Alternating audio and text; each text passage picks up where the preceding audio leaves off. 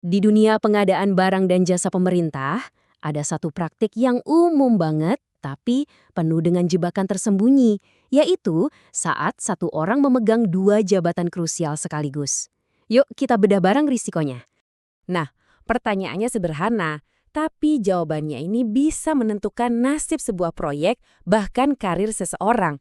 Kalau seorang kuasa pengguna anggaran juga bertindak sebagai pejabat pembuat komitmen, bebannya jadi lebih ringan atau malah jadi double.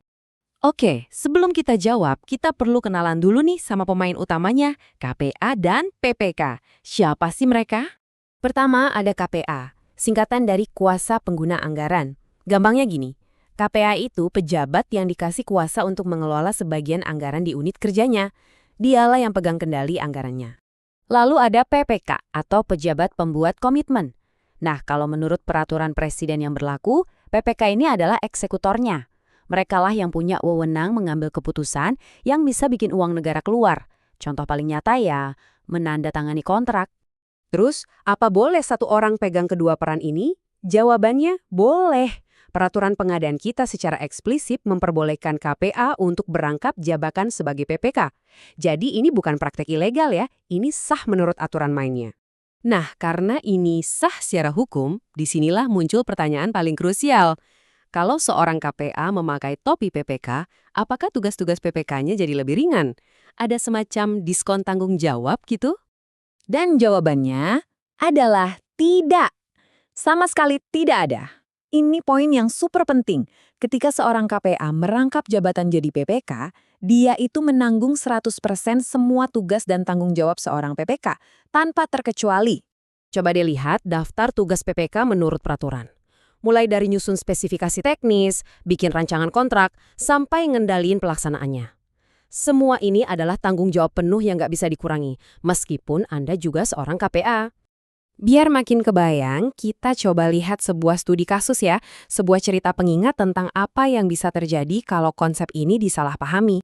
Bayangkan, ada seorang pejabat, kita sebut saja Pak Budi. Beliau ini memegang dua peran sekaligus, KPA dan juga PPK, untuk sebuah proyek infrastruktur yang penting. Kelihatannya efisien kan? Satu orang, dua wewenang. Tapi kemudian, masalah pun muncul. Ternyata ada sebuah kesalahan fatal dalam penyusunan spesifikasi teknis di dalam dokumen kontrak.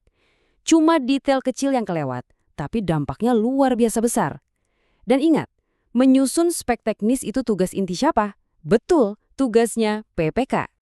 Singkat cerita, proyek itu gagal di tengah jalan. Auditor turun tangan, dan hasil auditnya nunjukin dengan jelas sumber masalahnya adalah kesalahan spesifikasi teknis tadi yang ujung-ujungnya menimbulkan kerugian keuangan negara. Nah, waktu diperiksa, Pak Budi mencoba membela diri. Argumennya kira-kira begini, mohon maaf, fokus utama saya kan sebagai KPA, mengawasi anggaran secara umum. Tugas PPK ini kan cuma rangkapan, cuma sekuler. Dia berusaha memisahkan kedua peran itu. Dan argumen itu fatal, ditolak mentah-mentah. Kenapa?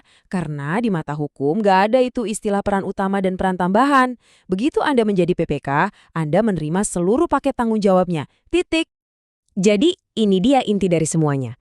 Merangkap jabatan itu bukan jalan pintas untuk mempermudah pekerjaan. Justru sebaliknya, ini adalah pemusatan risiko pada satu orang. Semua tanggung jawab dan semua potensi masalah kini ada di pundak Anda sendiri. Jadi, apa intinya? Kalau Anda memegang peran ganda, pahami betul bobot penuh dari setiap peran tersebut. Memahami aturan itu bukan cuma soal kepatuhan, tapi ini adalah cara Anda melindungi diri sendiri. Kalau bahasan ini bermanfaat, bagikan ke rekan Anda dan ikuti terus kanal ini untuk wawasan pengadaan penting lainnya.